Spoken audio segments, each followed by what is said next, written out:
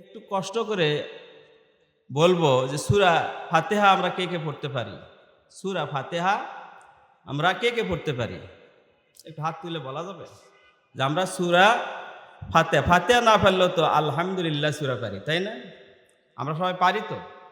সূরা ফাতিহা আমরা সবাই পড়তে পারি, কিন্তু সূরা ফাতিহা যে আমরা পরিচিত নই।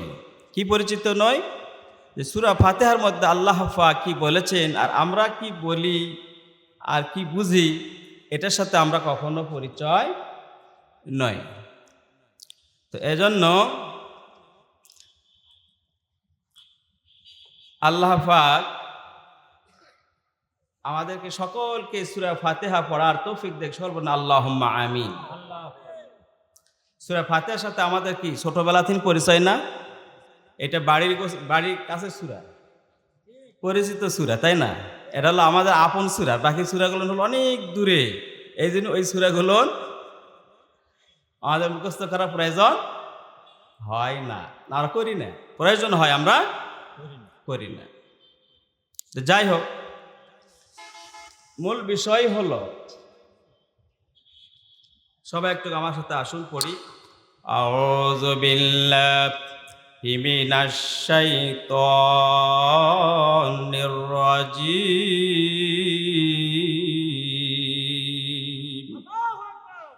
বিসমিল্লাহির রাহমানির রাহিম।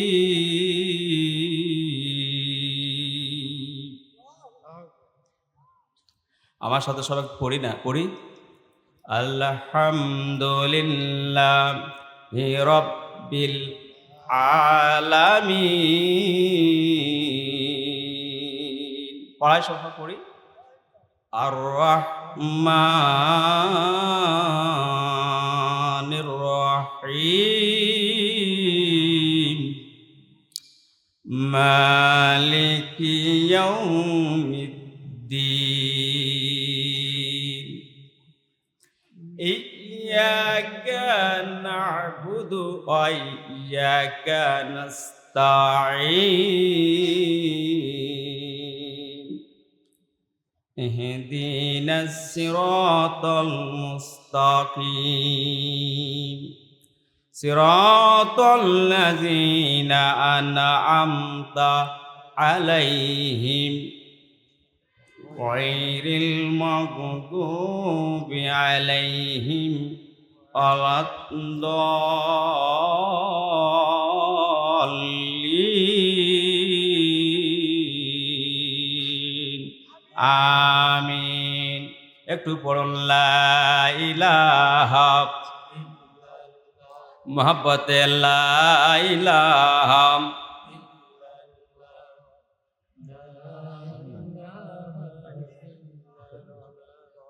ম্যাগনেটের সমস্যা হচ্ছে।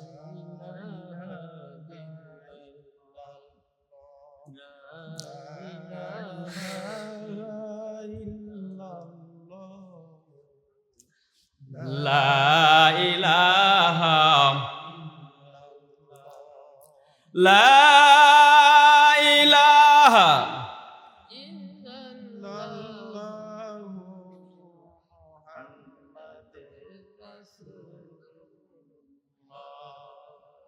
আসলে বিষয় হচ্ছে কি, আমি বলি আপনার, লা ইলাহা ইল্লাল্লাহ এটা আমরা বুঝিনি। কথা বুঝেছেন কি? এটা যদি আমরা বুঝতাম তাহলে এই দুরবস্থা হতো না, আমরা পড়তাম। বুঝেছেন কি আমার কথা? এক, দরুদ শরীফ যখন বলা হয় দরুদ শরীফ পড়ে, তখন আমরা এদিক ওদিক হই, দরুদ শরীফ আমরা ঠিক মতে পড়ি না। আল্লাহর হাবিব বলেন, পৃথিবীর যে কোনো প্রান্তে থেকে আমার কোনো উম্মত আমার প্রতি দরুদ ও সালাম পড়ে। কি পড়ে? কথা বলতে হবে। আমার প্রতি দরুদ শরীফ পড়ে, মুখস্থ করেন। আমার প্রতি, এর আগে একটা গল্প করে নিই। একটা হাদিস মুখস্থ করলে 200 রাকাত নফল নামাজের সওয়াব পাওয়া যায়। কয় রাকাত? 20 রাকাতে তারাই পড়তে পারি না। কত রাকাত? 200 রাকাত। 200 রাকাত জীবনে কি একটা নামাজ পড়ছি? একটা হাদিস মুখস্থ করলে 200 রাকাত নফল নামাজের সওয়াব এই জন্য এটা মুখস্থ করে নেই মাতৃভাষা দিয়ে, আরবি হলে তো দরবার বানানো লাগবে।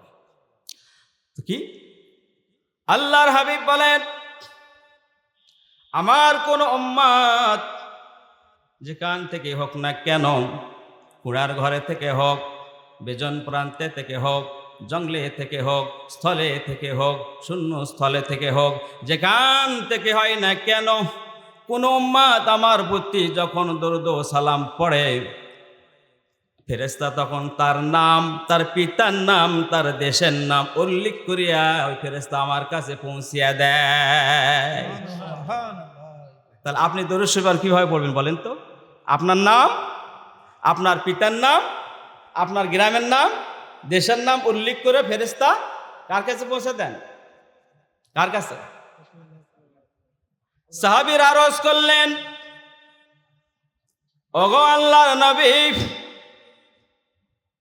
মানুষ তো মরে গেলে দেহটা মাটি খাবে, কি করে আপনি আমাদের সালাম পৌঁছালেবেন? আল্লাহর হাবিব বলেন, ওগো সাহাবীরা, কোন নবী রাসূলের দেহকে খাওয়াকে আল্লাহ তাআলা হারাম করে দিয়েছি। আমরা যদি একটু বুঝতাম লা ইলাহা ইল্লাল্লাহ এর মানে মগজ যদি বুঝতাম, তাহলে আমরা সদাই সর্বক্ষণ পড়তাম। কারণটা হলো, আপনার দেহের মধ্যে কয়টা জিনিস আছে বলবেন? আগুন, পানি, মাটি, বাতাস। কয়টা? কয়টা? এই চারটা জিনিস দিয়ে আমার আপনার শরীর আল্লাহ পাক গঠন করেছেন। আপনি যখন নফি ইসবাতের জিকির করবেন, এটা মূল আলোচনা না আমার, কারণ আমি বলছি নফি ইসবাতের যখন জিকির করবেন, তখন আপনাকে প্রথম আগে ভাবতে হবে। আপনি এখন চোখ বন্ধ করে, সবাই চোখ বন্ধ করে, সবাই চোখ বন্ধ করে, চোখ বন্ধ করেন, ভালোটা আল্লাহ দিয়ে করি। ও আমরা গজল কব, ইচ্ছা কব, সুরের লহর দেবো, আপনারা শুনে শুনে কান শুকতে বাড়ির যাবেন। ফাঁকি বাজে নাকি? সব জায়গাতে ফাঁকি বাজে। চোখ বন্ধ করেন, চক্ষুখানা বন্ধ করি, লগত কিছু বুঝে নেই, বলুন আলহামদুলিল্লাহ। হ্যাঁ, চোখ বন্ধ করে খেয়াল করেন, চতুর্দিকে ডানে পানি, বামে পানি, পিছে পানি, নিচে পানি, পানি আর পানি, সারা পৃথিবীতে পানি, পানি ছাড়া আর দ্বিতীয়তেও কেউ নাই।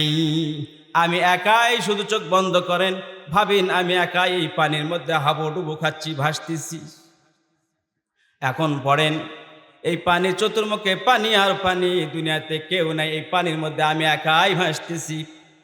এখন বলুন, টান মারুন, আছে একজন, কে আছে? এবার অন্তরকে সাক্ষী দেন, টান মারেন। আমি যত পানির মধ্যে হাবুডুবু খাই না কেন, আমার একজন মালিক আছেন, বলেন লা ইলাহা ইল্লাল্লাহ, লা ইলাহা। পড়েন, লা ইলাহা ইল্লাল্লাহু মুহাম্মাদুর রাসূলুল্লাহ। একটা গল্প করে শোনেন। আমি ওই শিবগঞ্জ জাগির ছিলাম, তো শব্দ দিকে হাটের থেকে লোকটা বৃদ্ধ মানুষ, তো ইয়েলেস আগে তো আপনি তো এখন তো ব্যাগ দিয়ে হাট করে, আর সাইকেল দিয়ে, হুন্ডা দিয়ে, আগে কি ভাত দেয় না, তারপরে কর্বি ভাত দেয়, মুরব্বীরা গৃহস্থরা হাট করে আসতো, খেয়াল আছে কি আপনাদের? তো কর্বি হাট বাজার করে দিয়ে কর্বি এভাবে নিয়ে আসতেছে, চাঙ্গারি করে হারাতে লেছে। আর এক হাটে দইয়ের খুঁটি লেছে, দই কি লেছে? দইয়ের খুঁটি লেছে। তো আগে আপনি ঘোলের দই, গুলাপাড়া দই পাচ্ছিলেন না, এই দইয়ের খুঁটি লেছে। এইটি লেছে হলো কারণ আপনার ডালি বাজারের, হাতে লেছে কি বলেন না কথা একটু? আমার সাথে আপনার কোনো গন্ডগোল আছে? জমে নেবেন, আমারটা কেড়ে নেবেন? ও আচ্ছা, সমস্যা তো নাই। একটু বলুন, কি নিছে হাতে? দই নিছে হাতে। দই নিয়ে বাড়িতে আসছে, শীতের দিন। তা আসে, এখন বাস্তব ঘটনা, গোলের মাও। তো বলছে, গোলের মাও, গোলের মাও, হয় ডালি ধর না দই ধর। কি ধর? হয় ডালি ধর না দই ধর। তো হারকি তো যখন জাগিয়েছিলাম, হারকিনের যুগ, হারকিন চেতে দিয়ে আলো বাড়াই দিয়েই ও বেচারা ওটা আগে পেশাব করবা গেছে। তো আচ্ছা, তুই এতক্ষণ মুতা পারছিল না, কখন থেকে ডালি হাত লাগা গেছে, দইটা ধর। তো গোলের মা প্রসাব করে আসা বলতেছে যে তোমার হাতে দই কুটি, হাতটা এইভাবে আছে, হাতটা কি লাগছে, শিকটা লাগা দইয়ের খুঁটি পড়ে গেছে। এই জন্য করছে গোলের মাও দই ধর, মূলত হাততে কোনো দই নাই, হাত কি আছে, শিকটা লাগছে। আজকের এই মুসলমানের ইমানের এত দুরবস্থা, ইমানকে আমাদের শিকটা লেগেছে, আপনাদের নয় আমাদের ইমানটা শিকটা লেগেছে। কোথায় যেন ইমান পড়ে আছে আমরা কেউ খোঁজ জানি না। এর অভাব একটাই শুধু, নেক লোকের আল্লাহওয়ালা লোকের সহবত ছাড়া। কিসের নেক লোকে আল্লাহওয়ালা লোকদের সহবত ছাড়া যতক্ষণ পর্যন্ত দিনদার পরেশগার নামাজি সত্যবাদী আল্লাহওয়ালা লোকের সহবতে না যাবেন, ততক্ষণ পর্যন্ত আপনি ইমানের খোঁজ খবর কোথাও পাবেন না। একটু জোরে মহব্বত আবার জিকির করেন, লা ইলাহা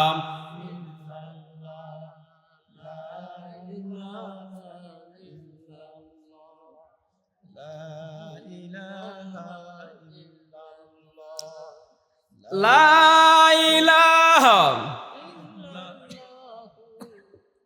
মুহাম্মাদুর রাসূলুল্লাহ। মোহাম্মত একটু আল্লাহুম্মা সাল্লি আলা সাইয়্যিদিনা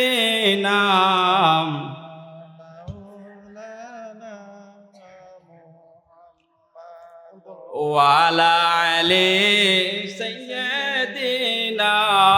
মোহাম্মত জোরে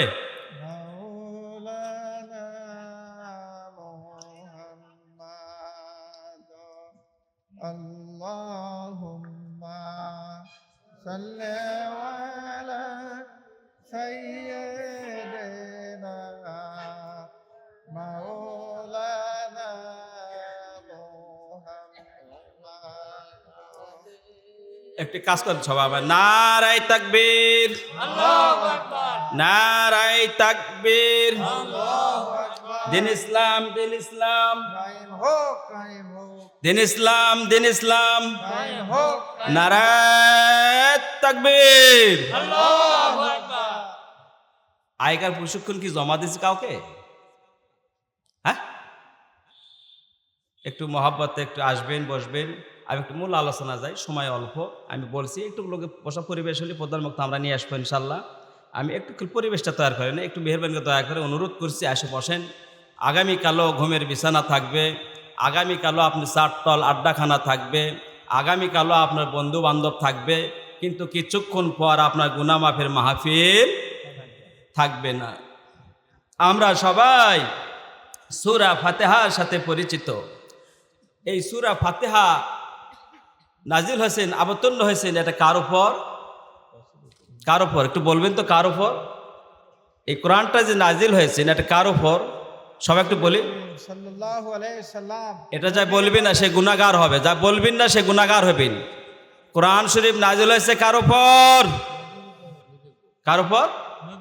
ভয় করতেছে, সন্দেহ করছে যে কোনটা করলে এখন কি হয়, বলুন আমাদের দয়ার নবীর উপর। কার উপর? সাহস করে বলুন, কোরআন শরীফ নাজিল হয়েছে আমার দয়ার নবীর উপর। বলুন, কোরআন শরীফ নাজিল হয়েছে আমার দয়ার নবীর।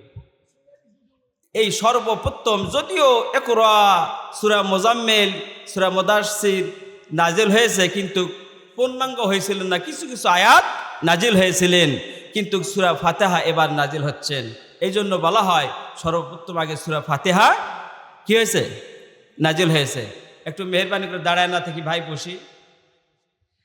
তো আমি একটু মূল কথায় যাব, সময় খুবই কম নিব, এই জন্য অনুরোধ করি, বিশেষ করে আমার মহব্বতের যেগুলো সাথী ভাই, আশিকিন, জাকিরিন ভাইদেরকে আমি আসার জন্য অনুরোধ করছি।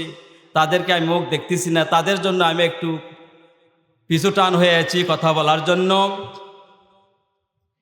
এজন্য সবাই আসুন। সূরা ফাতিহা।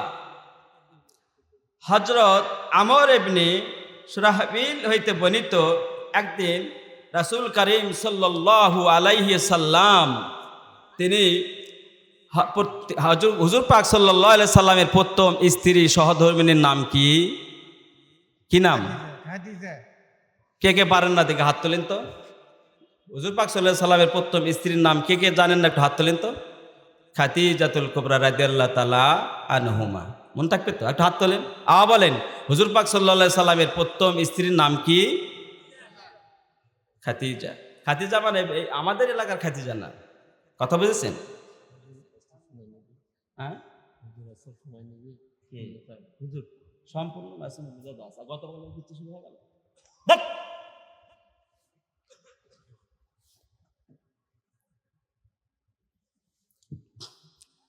আল্লাহর হাবিব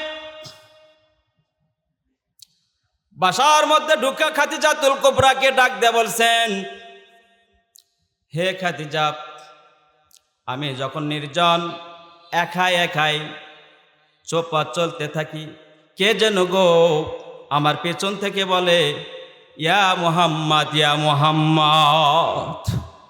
অগো খাদিজা, সামনেতে মনে হয় আমার কোনো বিপদ হবে, বিপদের আশঙ্কা করি। কি করি? কথা বোঝেন না? বোঝেন না? বিপদের আশঙ্কা করি। কে বলছেন?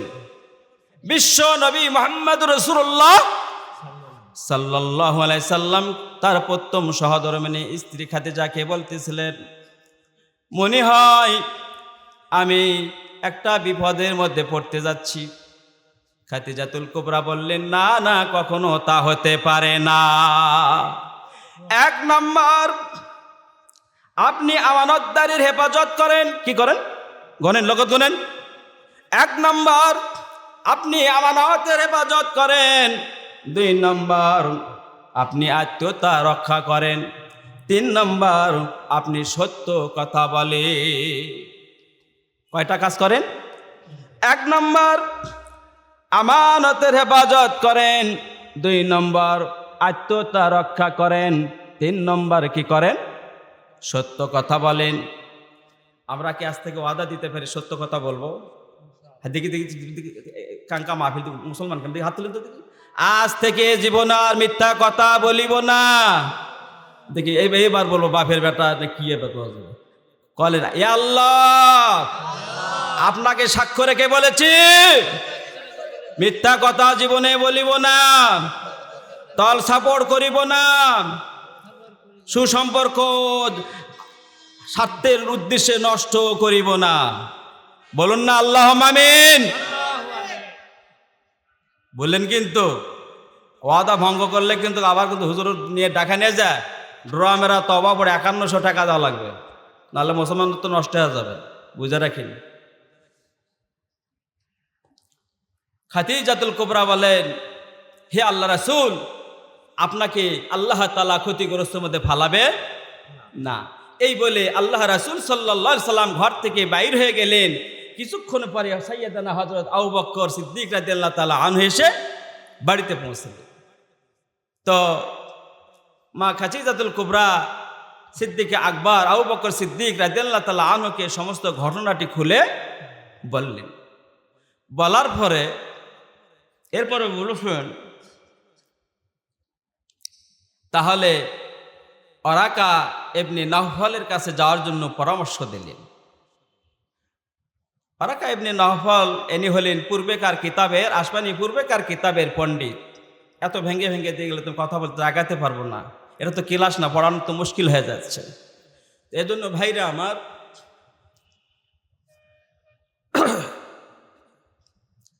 উনি তখন বললেন, হে খাদিজা, আমি চলে গেলাম আল্লাহর হাবিবকে ওরাকা ইবনে নাওফলের কাছে নিয়ে যে জানিয়ে নিয়ে আসতে বলবা।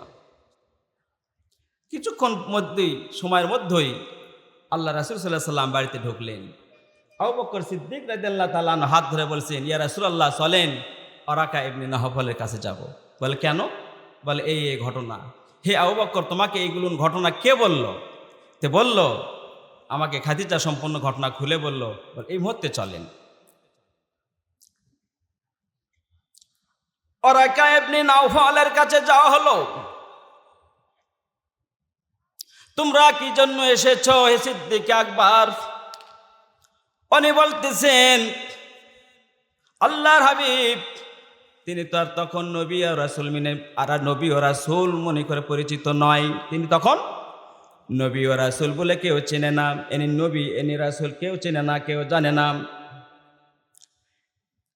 হুজুর পাক সাল্লাল্লাহু আলাইহি সাল্লাম বললেন, ওরাকা ইবনে নাওফাল, আমি যখন বিজন প্রান্তে একাই নীরবে নির্জনে চলতে থাকি, কে যেন আমাকে পেছন থেকে ডাকে, ইয়া মুহাম্মদ, ইয়া মুহাম্মদ।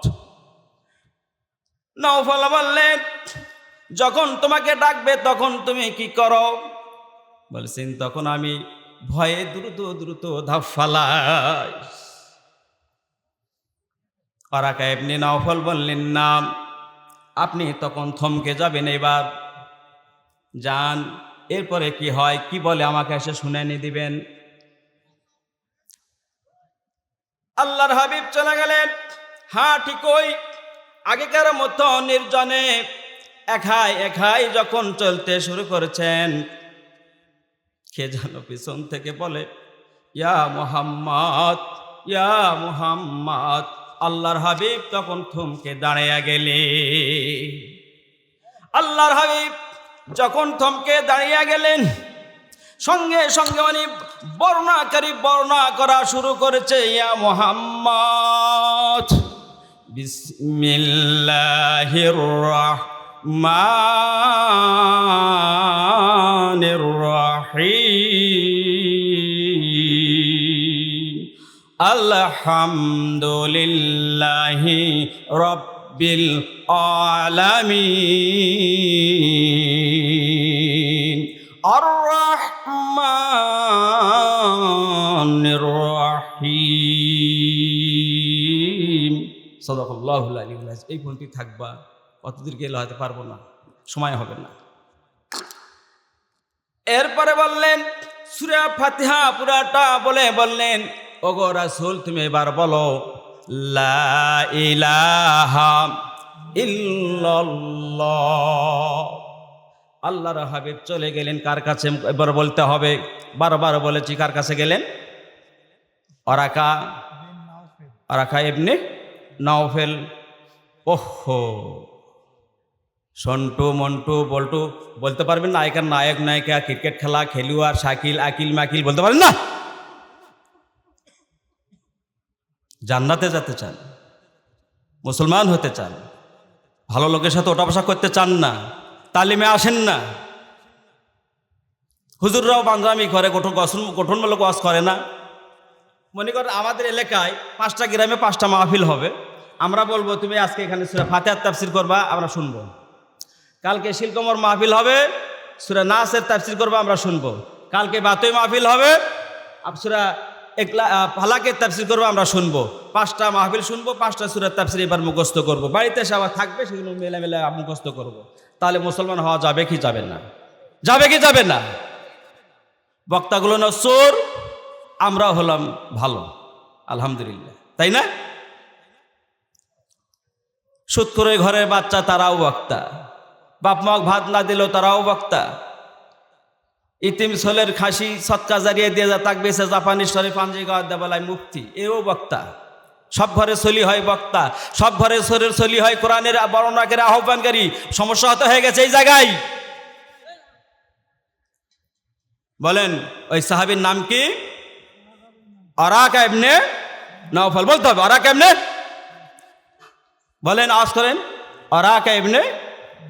আমি একটু শ্বাসঘোষ করে আগে নিচ্ছি, প্রধান বক্তা সে যাতে উর্বরা ফিল পাই। বলুন আল্লাহুম্মা আমিন, বলুন না আল্লাহুম্মা আমিন। ওই যাতে সে ভালো উর্বরা ফিল পাই, বলুন আমিন। আল্লাহর হাবিব, আমার সাথে পড়েন, আল্লাহর হাবিব, বলুন আল্লাহর হাবিব ওরাকা ইবনে নাওফালের কাছে গেলেন, যায়া বললেন, ঘটনা পুরোনাই খোলা, বললেন, হে নাওফাল, আমি আগেকার মতোই আবার আমি নির্জন বিজন প্রান্তে দিয়ে নিমগ্ন ধ্যানে পথ চলতেছিলাম। এমত অবস্থা আমার পিছন থেকে ডাকতেছে, ইয়া মুহাম্মদ, বিসমিল্লাহির রহমানির রহিম, আলহামদুলিল্লাহি রাব্বিল আলামিন, আর রহমানির রহিম মালিকি ইয়াউমিদ্দিন আমিন। সাদাকাল্লাহুল আযীম। কুটি কি পড়তে হয় আমরা তাও শিখিনি, আমি চাচ্ছি না বলতে, সময়ের অভাব। এরপরে আপনি নাওফল সাক্ষ্য দিলেন, আমি সাক্ষ্য দিচ্ছি আখিরি জামানার নবী মুহাম্মদ মুস্তাফা সাল্লাল্লাহু আলাইহি সাল্লাম। আমি সাক্ষ্য দিচ্ছি তুমি হলে নবী, আখিরি জামানার শেষ নবী। যেমন মুসা আলাইহিস সালাম কাছে যিনি ওহী নিয়ে আসতেন, ঈসা ইবনে মারইয়ামের কাছে যেমন ওহী নিয়ে আসতেন, ঠিক আপনার কাছে ওই ফেরেশতাই ওহী নিয়ে আসতেছেন। দয়া করে একটু বলুন ওই ফেরেশতা। মিস্টার জেমস একটু কান খাড়া করেন। মিস্টার জেমস, কি বললাম নাম, কি বললাম? জেমস। নাম কি বললাম? জেমস। দেখ নিয়ালা যেমন দেখে, সেকরা body, Bekra body, হ্যাকরা body, লেখরা body নয়, আগলো কাটিং পাগলো কাটিং দেব কাটিং দিয়ে সাইজ বার করা লাগে না। নামও যেমন জেমস, চেহারাও তেমন সুন্দর। এবার স্কলারশিপে লন্ডনে পড়তে গেছে। ছেলেটা আল্লাহওয়ালা যুবক। এই যুবকটি হঠাৎ করে খ্রিস্টান একটা মহিলার সঙ্গে প্রেমে পড়ে গেলেন। কিসে পড়লেন? খ্রিস্টান মেমের প্রেমে পড়ে গেলেন। একদিন যায়, 2 দিন যায়, 3 দিন যায়, কিছু দূর যাতে যাতে ইমানের হার কমতে লাগে, প্রেমের হার বাড়তে শুরু করে। এমন অবস্থায় জেমস ইমানের পরীক্ষার মধ্যে পড়ে গেলেন। এক পর্যায়ে মেয়ে প্রস্তাব দিচ্ছে, ওগো জেমস, তুমি কি আমাকে বিবাহ করবা না?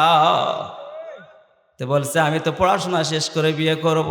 বলো বাড়ি থেকে আমাকে বিয়ে দিবে? অত রাত্রে ঘুম হচ্ছে না, কয় কি করলো না হয় কি করি। রাত্রে আবার ঘুম ভেঙে ওটা আবার ফোন দিছে, হ্যালো রাজি, তুমি কালকে রেডি হও। বলেন না, কথাটা বুঝবেন। সূরা ফাতিহা তারপরে নিয়ে আসবো। ছেলেটি এবার 5 ওয়াক্ত নামাজ পড়ে, সুন্নাহ মোতাবেকে পরিচালিত জীবনযাপন করে, কিন্তু কার সাথে প্রেম করে? কি কার সাথে প্রেম করে? খ্রিস্টানরা হলো আল্লাহ তাআলার পথভ্রষ্ট। যেরকম কি গায়রিল মাগদুবি আলাইহিম ওয়ালাদ-দাল্লিন।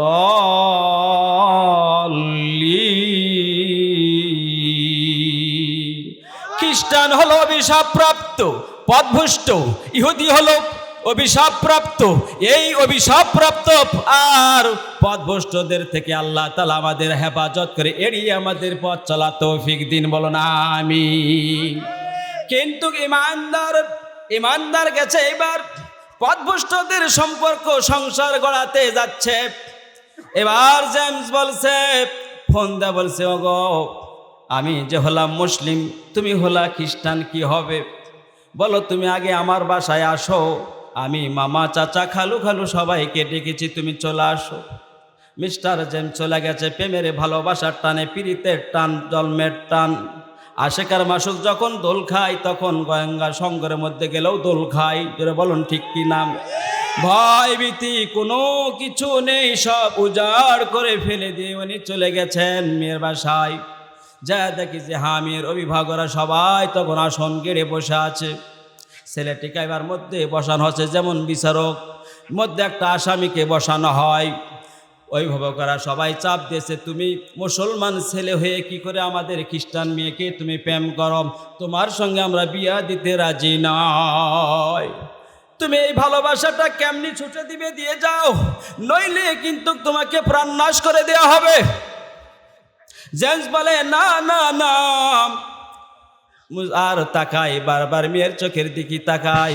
ডাকলা কি হলো কি, আর কোলা কি, আর হচ্ছে কি? কথা বোঝেননি? এবার মেয়ের অভিভাবকের পক্ষ থেকে সত্য দেওয়া হচ্ছে, তুমি আগে সর্বপ্রথম মুসলমানিত্ব ছাড়ো। কি ছাড়ো?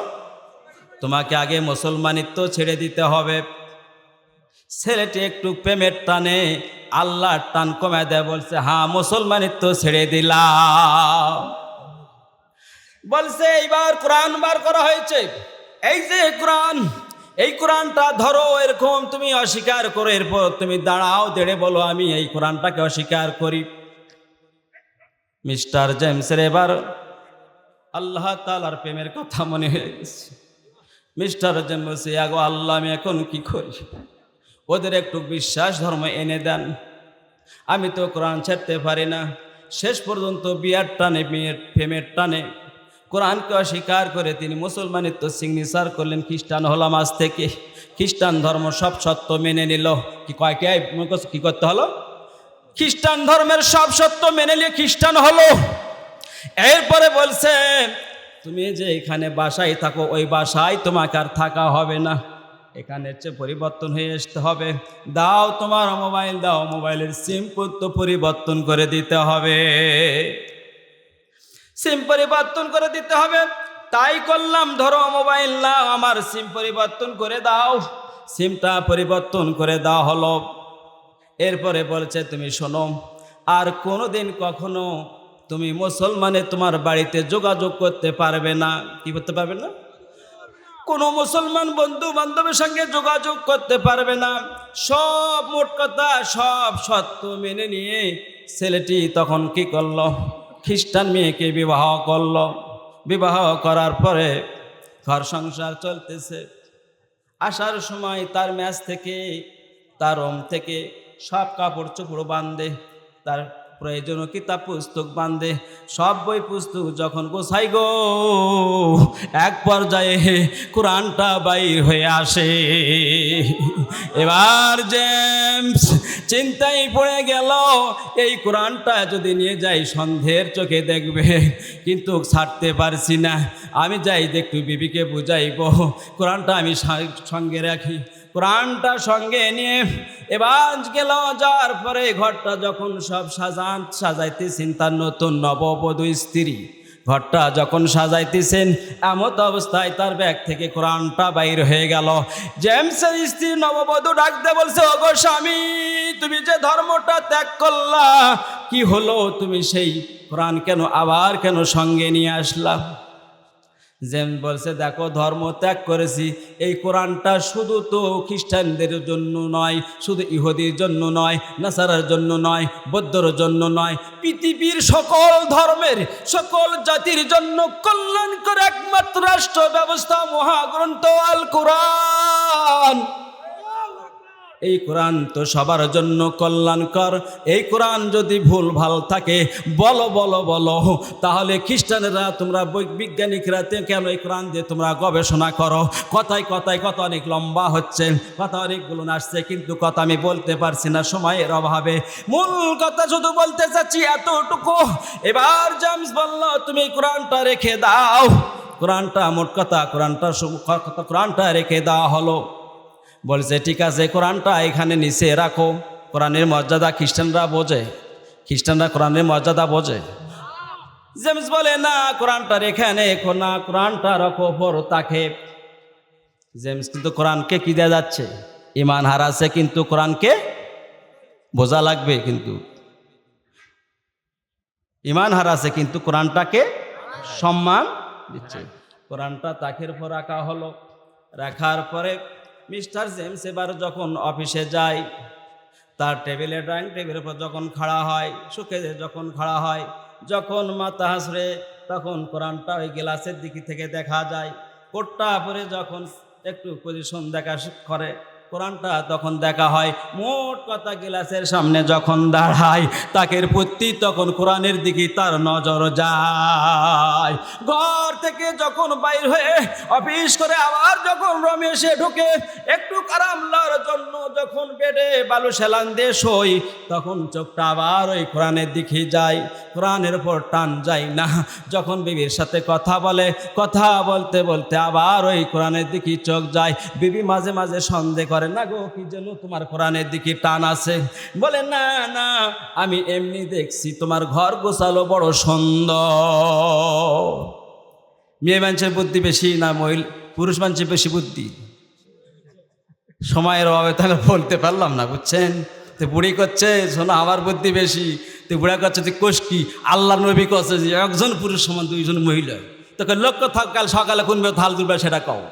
দেখছে কাল হাল জমা পত্তার বাড়ি সকালে ভোরে ওর বুড়া ওঠার আগেই শৌল নিয়ে যা ধুলার মধ্যে থুয়ে যাচ্ছে, থুয়ে এসে এখন করছে লোক করে আছে বুড়া এখন ওই হাল জুড়িয়া দিয়ে এক পাক ঘরণ দিতি হালের ঘুরতে গেলে শৌল বার আছে। তো শৌল এখন বুড়া নিয়ে এসে করছে যাই বুড়ি ভালো করে আন দুপুর সময় খাবো, কিন্তু বড়া করবো শোল মাছে লিরালা করবো। ব্যাস বুড়া তোর হাল টাল বয়ে কনকনা হয়ে খুশি খোসালের সাথে একের আশা বসেছে, ভালো মতে বসেছে। আজ তো কিসের মাসে ভাত? শোল মাছের ভাত। কিন্তু দেখা গেল বুড়ি এখন আলু ভাতটা মুখের আগে থাক করে দেয়া লোক করা আছে। দেখো কি ব্যাপার তোর ক্যাশ কি দয়া বাড়লো? তুই কুমা আজকে কুমা আইটিম দুটা করেছু, সালাদ কুটি তালে বলছে কিসের সালাদ? আলু ভাতটা, তারপর বাজার নাই ঘাট নাই, কিসের তোমাকে লিরালা ফেললা কি কও তুমি এগুলা? শোল মাছ তোকে আমি লিয়ে এসে দিলাম, এটা কই গেল? কিসের শোল গুপি? এই যে আলু ভাতটা খাও। করছে যে কি কষ্ট এগুলা, আমি দেখাশোনা তো শৌল এসে জন্য এই মানে কথা কাটাকাটি হচ্ছে, লাতির আসা জোড়ায় গেছে। কি হচ্ছে দাদি? করছে দেখ তো ক্যান্সার গাড়ি ওই দুপুরের মধ্যে হাল হয়ে যাচ্ছে, তো দাদা মনে দেওয়াও ধরছে। তো বেটা বকছে তাই দেই ধরছে, তাছাড়া তো আমার শ্বশুর তো খালি শৌল করতেছে। কি করছে? শৌল করতেছে। তো তাহলে বীরপুর থেকে হুজুরক ডাকে লিয়ায়। তো ব্যাস ইমাম সাহেব পাশে ডাকে লেগে গেছে। তো যা এখন ইমাম সাহেব এখন চালাক মানুষ তো, বুদ্ধি শুদ্ধি আল্লাহ আছে, লেখাপড়া তো ফোকাস্টিং হুজুর না। তো বলতে কেটে বলছে শাল্লা এটা তো জিনের রুগী লয়। কি জিনে কিসের রুগী লয়? আর পরিকল্পিত হবে এটা রুগী তৈরি হয়ে গেছে। হুজুর বুদ্ধি খাটা চিন্তা করছে কি করি, আমি তার ডাক্তার না, যদি পরীক্ষা করো তাহলে আমি তো ফাঁকা দেয়, হাদিয়া দেয় না। তাহলে এক কাজ করে 6-7 তেল দাও, ফোড়াই দিই, চোখের তেল ধরো, হ্যাঁ। আর ওদের মধ্যে থাকছে মনে হয় প্রেশার হাই হয়েছে, মাথাতে একটু পানি ঢালো। বাস 6-7 তেল ধরা হয়েছে। ধরার পরে বুড়া করছে যে শোল মাছ খাম না রে, ছাড়া দে আমাকে, ছাড়া দে। কারণ হুজুর করছে মাথার পানি আনা দে, বা পেশা মনে হয় হাই হচ্ছে। তো মাথার পানি ঢালে আচ্ছা তোর বুড়াকে স্যাঁতস্যাঁতা হয়ে উঠেছে। ওঠার পরে এখন বলতেছে যে আমাকে ছাড়া দিয়ে আমি শোলে মাছ কথা কত জীবনও কোনো বুড়ি কানত লোক করে করছে। তো বুড়ি আন করছে দিয়ে বুড়া কানা লিয়ে যা ভালো করে সোতা। তো সোতানের পর যে সোতা আছে লাতি লোক তো সব চলে গেছে। তো তখন বুড়িয়া এখন এক শিকার পর থাকে এখন পাল্লা বারকার করছে এটা কি করছে? অদের শৌল। কার বুদ্ধি বেশি? অনেক লম্বা কথা শর্ট করলাম। তো এখন এটি প্রমাণ করলো কার বুদ্ধি বেশি। বুড়ি করছে বুড়া কত এবার স্বীকার করো, আত্মীয় তো ভালোই যুদ্ধ লাগিয়েছিলাম, এবার স্বীকার করো কার বুদ্ধি বেশি। এবার আল্লাহর বুড়ার বেটা করছে ও বুড়ি, সময়ের অভাবে কিছু করতে পারলাম না, কার বুদ্ধি বেশি। কিন্তু কথাটা একটু লম্বা, সময়ের অভাবে বুদ্ধি করতে পারলাম না, তবে আমরা ঈমান আনবো একজন পুরুষের সমান 2 জন মহিলার বুদ্ধি, কার বুদ্ধি বেশি? মহিলার সাথে পুরুষের বুদ্ধি বেশি, কার বুদ্ধি বেশি? এই কার বুদ্ধি বেশি? পুরুষ মানুষের বুদ্ধি বেশি। এবার ওই মহিলাটা জেমসকে বলছে জেমস, ওগো স্বামী, তুমি কি আমাকে কথা ভালো মতে দাও নাই? তোরা কিসের গল্প করিস সন্তোষ দেখি, ভাগট টোপলা খুলতো। এই আবার ডিস্টার্ব হয়, বারবার আমি বেকাদত পড়ে চোখ ঠিসা বিঘ্ন ঘটা। আমি তো শিখানে নিয়ে কথা বলি, আমি তো ওইভাবে কথা। একটু ভাগে বসতো বাবা, একটু ভাগে বসতো বাবা, একটু মহব্বতে জিকির করি লা ইলাহা আমার ভাইরা কথা লম্বা করব না, কথা শটে আসছি, একটু দিলের কান খাড়া করুন, দয়া করে একটু আমার মুখের দিকে তাকে, তখন টেজের দিকে মঞ্চের দিকে তাকান। এবার বিবি ডাক দেয়, বলছে ওগো স্বামী, তুমি যদি আর একবার ওই কোরআনের দিকে তাকাও, তাহলে আমি কিন্তু আমার অভিভাবককে ডেকে নিয়ে আসবো, নিয়ে এসে কিন্তু তোমার কিন্তু সিবি তালাকের ব্যবস্থা করে দিব। জ্যাম বলছে না না, এমন কাজ তুমি করিও না, আমি কখনো আর কোরআনের দিকে তাকাবো না। এবার বিবি গোটাল ঘর আমাদের কাতি মাসদ লেপা দেওয়া করে না, ঠিক ওই রকম বাসাকে একটু মোছামাছি করছে, ঘরের যাই জিনিসটা একটু সুন্দর করে একটু সাজগোজ করে এনেছে, সাজাইয়া নিয়ে এই মহিলাটার এমন বুদ্ধি, ঘরটাকে সাজাইয়া নিয়ে যায় সব আবর্জনা ধুলা বালু ময়লা যা কিছু হয়েছে সব কিছু একটু ঝুড়ির মধ্যে নিয়া ওই কোরআনটাকে একটু ঝুড়ির মধ্যে দিয়া নিয়ে যে বাড়ির পাশে ডেনে ডাস্টবিনের মধ্যে ফেলে দিয়েছে। ও মুসলমান বলো, অন্তরে আঘাত লাগলো কি না? আঘাত লাগলো কি না? এই কোরআনটাকে নিয়ে ডাস্টবিনে সুতি সালা প্রস্তাবের মলমূত্রের মধ্যে ফেলে দিল। বলো কার কার মনে আঘাত লাগছে? একটু হাত তোলা, আল্লাহকে দেখাও। ওগো আল্লাহ, কোরআনের মহাব্বতে অন্তরে আমার বড় ব্যথা লাগেছে। এবার অফিসের এসে জেমস তার পূর্বেকার নাই গতর নাই, এবার গ্লাসের সামনে দাঁড়াইছে কোরআন শরীফটাকে দেখার জন্যই নিয়েতে এমনি একটু ভান করে গ্লাসের সামনে দাঁড়ায়, গ্লাসের তিনি তাকের উপর থেকে কোরআন শরীফটা দেখা যায়, কোরআন শরীফটা নেই। বিবিকে ডাক দেয়, বলছে গো বিবি গো, কই ওখানে যে কিতাবটা রেখেছিলাম কিতাবটা কেন নাই? বিবি ডাক দেয়, বলছে স্বামী গো, ওই কিতাবটা তো তুমি আর পড়ো না, ওই কিতাবটা তো তুমি ধর্ম আর পালন করো না, ও ধর্মের তো তুমি আর মানুষ নাই, ওই কিতাবটা তোমার কিসের প্রয়োজন, কিসের মায়া, কিসের মহাব্বতে কিতাবটা তুমি কি করো বা? জেমস বলে, বলো বলো এই কিতাবটা কি করেছ? এবার বিবি ডাকতে বলছে, ঘরটা আমি সব সাজাইয়া নিলাম, গুছাইয়া নিলাম, ময়লা আবর্জনাকে একত্রিত করলাম, একত্রিত করে ঝুড়ির মধ্যে ওই কিতাবটা আমি ঢুকাইছি, ঢুকাই আমি ডাস্টবিনে ফেলে দিয়েছি। এবার নরম সুরে জেমস বলছে, ওগো নববধূ বিবি, তোমার হাতে ধরি পায়ে পড়ি, একটু দয়া করে বলো কোন ডাস্টবিনে কোরআনটা আবার ফেলে দিয়ে এসেছো? বিবি এবার বলাই দিল, অমুক ডাস্টবিনে এত নম্বর ফেলে দিয়েছি। এত নম্বর কেন বললাম, মানে মগজ করতে পারছি না। আপনার আমার বাড়ির মতন না, আয়লার মায়ের সলিনামা কলিনামায়ের মতন বাড়ি ঘর শুধু সালা এরকম লালাঘাট না, বিদেশে কিন্তু এগুলো সব নাম্বার থাকে। এত নম্বরের ডাস্টবিনে আমি ঝুড়ির মধ্যে করে কোরআনটাকে ফেলে দিয়ে এসেছি। জেমস এবার ইমান এমন জোরে চাড়া মেরেছে, নবিয়ানা কল্প এমন জোরে চাড়া মেরেছে।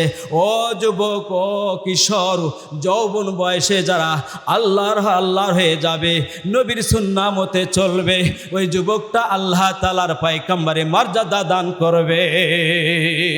একটা যুবক যখন যৌবন বয়সে আল্লাহ তাআলার যখন পেয়ারা বান্দা হয়, ওই যুবকের মতন আর পৃথিবীর মধ্যে এত বড় অলি কেউ হতে পারবে না। এবার জেমস বলছে, কই কোরআন শরীফ ইমান এত জোরে চাড়া মেরেছে, ইমানকে এত বড় উঠছে, সদ্দর করে ঘর থেকে বাইর হয়ে সিঁড়ি টপ টপ করে লাফ দিয়ে নামাইয়া এবার ওই আবর্জনা দেখছে, দেখা মাত্র ডাস্টবিনের মধ্যে ঢুকা পড়ছে।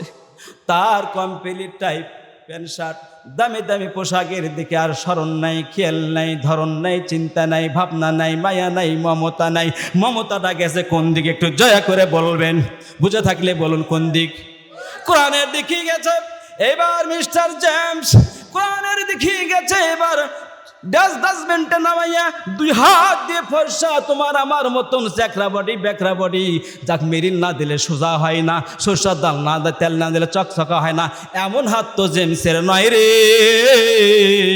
দেখনি আলা যেমন দেখে, এত সুন্দর, এত নরম, এত নম্র, বিনয়ী, সশ্রয়ী, এই সুন্দর হাতটা দিয়ে ডাস্টবিনে ঢুকাইয়া মাটিকে ময়লাকে দুই হাত দিয়ে টান দিয়ে যে মাত্র আল্লাহর মহাগ্রন্থ আল কোরআনটা পেয়েছে, জীবন বিধান যখন পেয়েছে, নিজের কিতাব যখন পেয়েছে, নিজের ঠিকানার যখন আস্থাভাজন গাইডটা পেয়েছে, ওই ময়লা যুক্ত আবর্জনা, ওই যুক্ত অবস্থায়, ওই কাদা কাদা সাকা সাকা এমত অবস্থায় ময়লা শুদ্ধ কোরআনটাকে তুলে একবারে মাথায় নিয়ে বুকে জড়ায়া ধরে টপকে টপকে সিঁড়ি বয়ে ঘরে উঠেছে। এমত অবস্থায় দেখার পরে তার বিবি ডাক দিয়ে বলছে, ও জেমস, আমি আজ থেকে ক্লিয়ার হয়ে গেলাম, সালাম তুমি তো কই গো, তুমি তো মুসলমান ধর্ম ছেড়ে দাও নাই, শুধু প্রেমের টানে তুমি আমারে বিয়া করলা ঠিক, কিন্তু 2 দিন পর যখন সব খাওয়া দাওয়া আছে এখন মূলত চলে গেছে, খাপসা কথাটা বলতে পারলাম না। এই প্রথম তো ভালোই লাগলো, নতুন নতুন লয়া বুড়ি, পুরাতন হলে আর কি লাত্তি আর গুড়ি। এবার জেমস বলছে প্রেমের স্বাদ মিটে গেছে। এটা কিন্তু চালাকি নয়, এমনও হুজুর পাওয়া যায় একাধারে বিয়ে করে। কি কন, এত সস্তা, শালিরে ধরে যা শরীরে ধরে তামান একবার উড়ান দেয়, ফ্রি থুয়ে কি লাভ? ফ্রি জমিন সরকার বলছে চাষো, অতীত পতীত জমি ফালা থুয়ে না চাষতে শুরু করো। ওই রকম লুচ্চা পুরুষ মনে করে ফেরে থুয়ে কে বিদেশ গেছে, কে বিধবা থুয়ে কি হবে, চাষতে শুরু করো। এইরকম কোনো মনের ধরন নয়। জেমস এবার বলছে না না, তুমি কি বলতে চাও আমাকে বলো, আজকে তোমার সাথে শেষ কথা হবে। বলে দেরি করো, আমার অভিভাবকদেরকে ডেকে নিয়ে আসি। অভিভাবকদেরকে যাও, তুমি যাও তোমার অভিভাবককে ডেকে নিয়ে আসো। মেয়েটা যখন বউটা যখন অভিভাবককে ডাকতে গেছেন, এমত অবস্থায় জেমস শুধু আল্লাহ পাকের মহাগ্রন্থ আল কোরআন বুকে নিয়ে ঘর থেকে বাইর হয়ে একবার গাড়ি ভাড়া করে পূর্বেকার ঠিকানায় গন্তব্যস্থানে পৌঁছে গেছে। পৌঁছে যাওয়ার পরে এবার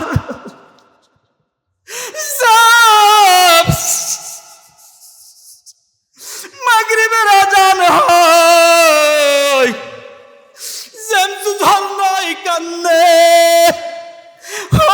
আমি তো কোরআনের উপর পাও দিয়ে মুসলমান ধর্ম ত্যাগ করেছি, একটা মেয়ের জন্য, তাকে বিবাহ করার জন্য কোরআন ত্যাগ করেছি, বাবা মাকে ত্যাগ করেছি, মুসলিম ধর্মের নাম ত্যাগ করেছি, নবীকে ত্যাগ করেছি।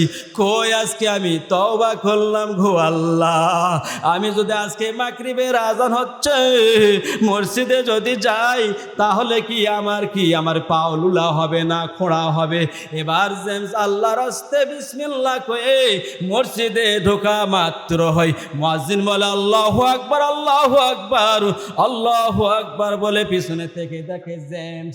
এবার মুয়াজ্জিনটা আশ্চর্য হয়ে গেছে, কই তুমি এতদিন পরে যেই যুবকটা বাইর হয়ে আসলো। এবার ডাক দেয়া বলছে, ও জেমস তুমি কোথায় থেকে বাইর হয়ে আসলা? ও জেমস বলে না, নামাজটা শেষ করো, নামাজটা শেষ হয়ে যাক, আমি সব ঘটনা তোমাদের খোলা বলছি। নামাজটা শেষ হয়ে গেল, নামাজটা শেষ হয়ে যাবার পরে জেমস বলছে এই ঘটনা, পূর্ণ ঘটনাটা খুলে বলা হলো।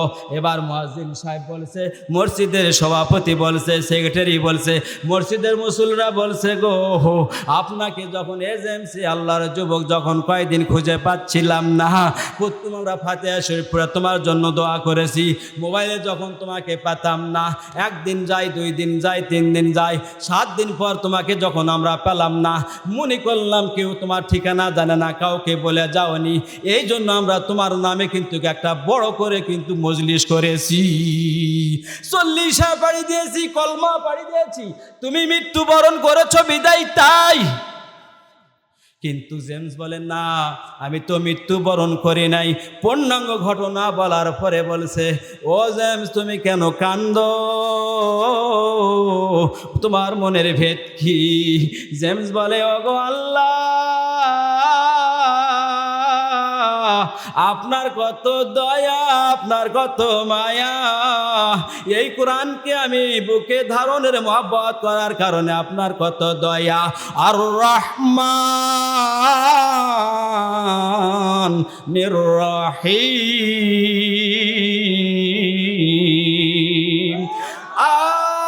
সকল ধর্মের বুঝে নেবেন, সঠে বলছি, সকল ধর্মের সকল মানুষকে আল্লাহ তাআলা রহমান হিসাবে ভালোবাসে, বলুন মারহাবা। আর শুধু রহিম শব্দ হলো, রহমান শব্দ হলো হিন্দু, বৌদ্ধ, খ্রিস্টান, সামার, গুসি, ধুতামতি যা কিছু আছে সকল ধর্মকে আল্লাহ তাআলার যত বড়ই নাফার বান্দা হোক না কেন, আল্লাহ তাআলা বলেন আমি রহমান, আমি সকলকে মায়া করি, সকলকে খেতে দেই, সকলকে ভালোবাসি। আর নামের পর আর একটা নাম ব্যবহার করেছি, সেটা হলো রাহিম, শুধু ঈমানদার আর মুমিনের জন্য। এইটা কিয়ামতের দিনে যা বলবো, লা তারাব্বাসতুম, ঈমানদার আলাদা হও আর বেঈমানদারা মুসলমানরা আলাদা হও। আজকে আমি আর কিয়ামতের দিনে রহমান নেই, আজকে আমি রহিম হয়ে গেছি। এই জন্য আমশরের মুজাদ্দিদে তরিকার হযরতরা বলে রহমান, মহব্বতে বলুন রহমান রহিম নামে যত গুনাহ ঝরে, হে বান্দার কি সাধ্য আছে তত গুনাহ করে। রহমান রহিম নামে যত গুনাহ ঝরে, বান্দার কি সাধ্য আছে তত গুনাহ করে। জোরে বলুন একটু মারহাবা। আল্লাহ রাব্বুল আলামিন বললেন আর রহমান আল্লামাল কুরআন খলাকাল ইনসান আল্লামাহুল বায়ান।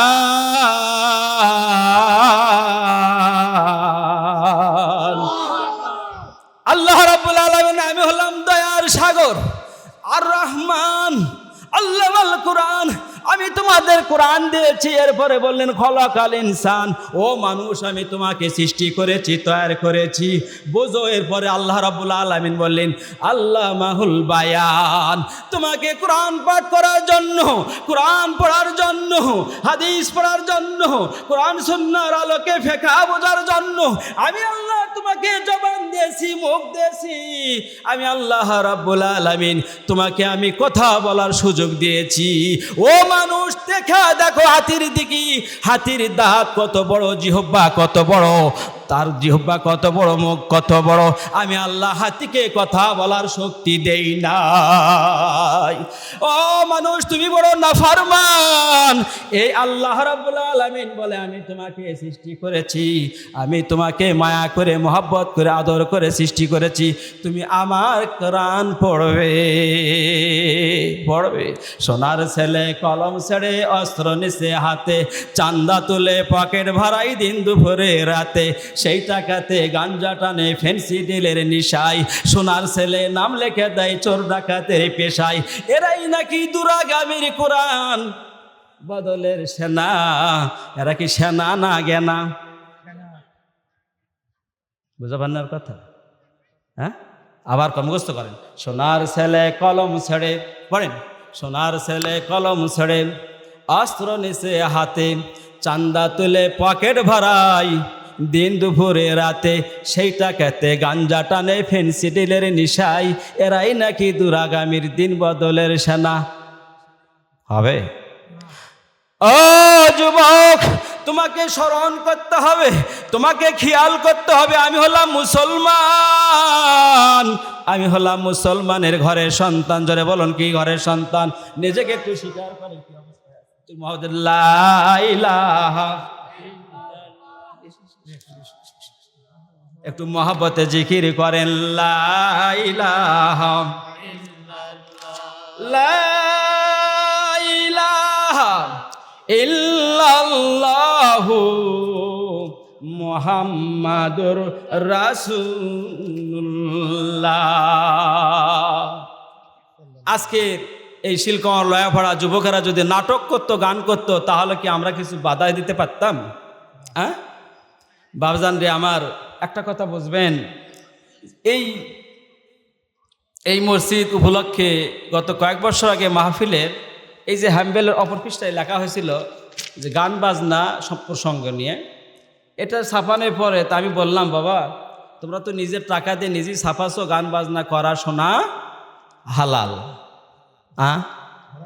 কথা কয় না রে, ঘটনাটা কি? মানে কি বোঝাতে চাচ্ছেন? হুজুর ওয়াজ করে টাকা খাবেন আপনি, শিখবো আমি? আপনি চিল্লান আমি কান শুক দিয়ে বাইর যাবো, তাই নাকি? বলেন, গান বাজনা করা হারাম। যে মাহফিলে যে হুজুর গান গায় সে মাহফিল থেকে উঠে কি করবেন? থাকবেন? হ্যাঁ, কথা বোঝেন না, মুশকিল। আল্লাহর হাবিব সাহাবী নাফিউলকে সঙ্গে নিয়ে যাচ্ছিলেন, এমত অবস্থায় দূর থেকে একটা গানের আওয়াজ আসলো। আল্লাহর হাবিব তখন এই দুই লোকটা কানের মধ্যে ঢুকাই দিলেন। দেন দেখে অভ্যাস করেন, গান শুনলে কি কানের আওয়াজ কানে আসলে কি করবেন? প্র্যাকটিস করেন। গান শোনা মাত্রই কি করবেন? দুই লোকটা একটু সোজা টান টান করে ধরেন, টান টান করে ধরেন। আল্লাহর কসম, যদি গান আমার কানে আসে দুই লোকটা আমি কানের মধ্যে ঢুকাই দিব। আল্লাহর হাবিব দুই লোকটা কানের মধ্যে ঢুকাইয়া দেয়া বলে, কিছুক্ষণ পরে নাফিউল, গানের আওয়াজ কি আর শোনা যায়?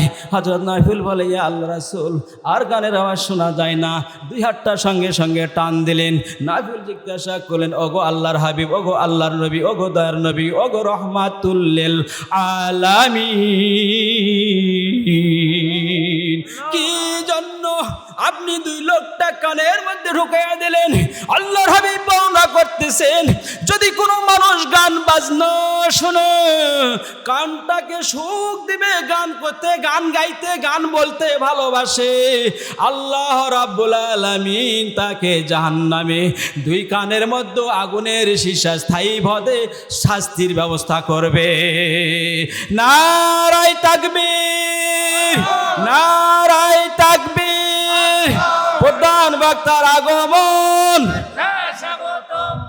দয়া করে মেহরবানি করে, আমি ব্যক্তিগতভাবে শীতের দিন হজরত জির বাসা হলেন ঝিনাদাম। তো আমাদের বগুড়া জেলার অবস্থান, এই মৌসুমে কাজকাম পার্থক্য আছে, মাঠের অবস্থান। তো এজন্য আমি ব্যক্তিগতভাবে আমি অনেককে বলছি, বিশেষ করে আমাদের যেগুলো মহব্বত করেন, আমি উল্লেখ করা কিছু বললাম না, সবাইকে আমি বলছি যে সম্মানী মানুষ, শিক্ষিত মানুষ আসবেন, একটু মাহফিলে বসে পরিবেশটা সুন্দর করে দেবেন, দূরে থেকে আসবেন, নাহলে আমরা একটু ছোটো হয়ে যাব। অনেককে বলছি। তো আলহামদুলিল্লাহ আমার অনেক ভাইয়েরা এসেছেন।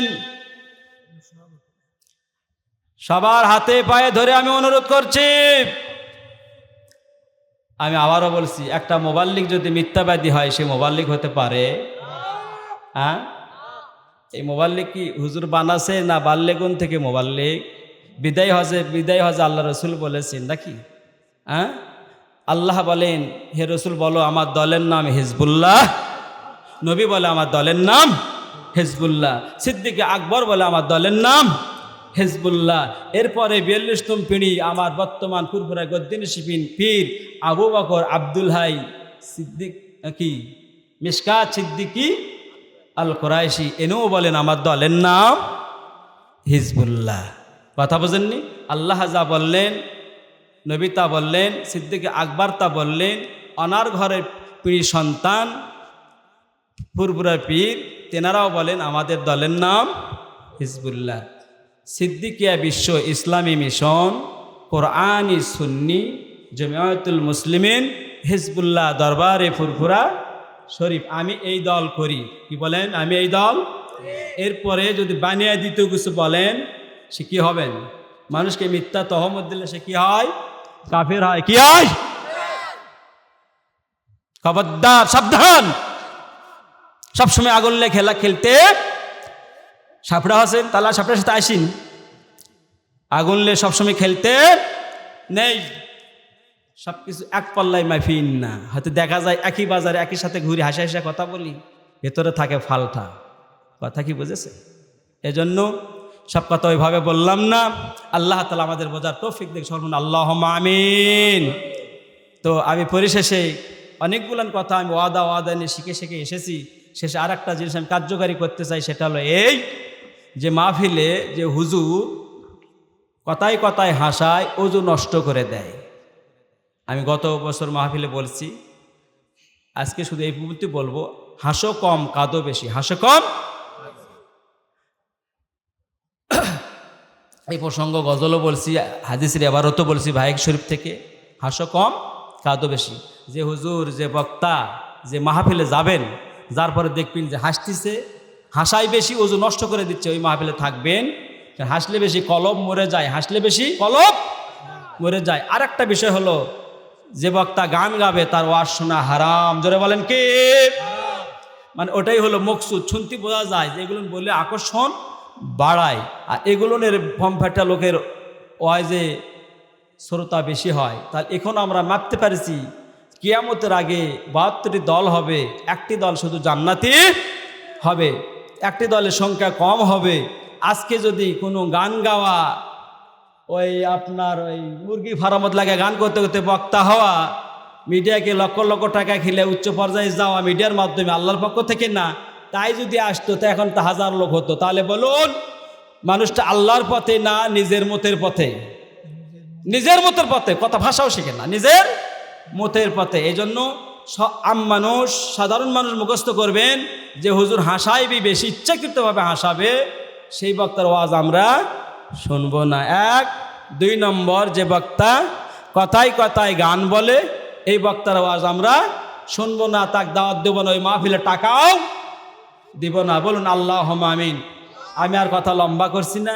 সুবহানাকা আল্লাহুম্মা ওয়া বিহামদিক আশহাদু আল্লা ইলাহা ইল্লা আনতা আস্তাগফিরুকা ওয়া আতুবু ইলাইক। তো যাই হোক, শুনুন তো ভাইরা আমার, আজকে মাহফিলে সব একটু বসি। আর আমি হজরতজিকে বলবো যে আপনি শেষে একটু মোটামুটিভাবে মনোযোগ সহকারে একটু কালেকশন করবেন, আদায় করবেন। আপনার ভাই খাইন না বা অনেক ভাইরা দেওয়ার মতন আছেন, আলহামদুলিল্লাহ। দান খরাত হবে, মোটামুটি ভালোই আদায় হবে। এই জন্য আমরা সবাই আসি, বসি। আল্লাহ তাআলা বসাকটাকে আমাদের কবুল করুন, বলুন আমিন। আরে বলুন না আমিন। আর আমরা মাহফিলকে এখন থেকে শেষ করে উঠবো, বলুন আমিন। যদি উঠি তার আগে, প্রধান বক্তার যদি মোনাজাতের আগে উঠি, ওগো আল্লাহ আমার জান, কি কম বহুজান বরাতে হয় না, হ্যাঁ? তাহলে বলুন, শেষ মোনাজাত করে উঠবো, বলুন আমিন। আপনি আজকে যা চাবেন তা আল্লাহ পূরণ করে দেবে, বলুন আমিন। যা চাবেন তা পূরণ হবে, বলুন না আমিন। আল্লাহুম্মা আমিন।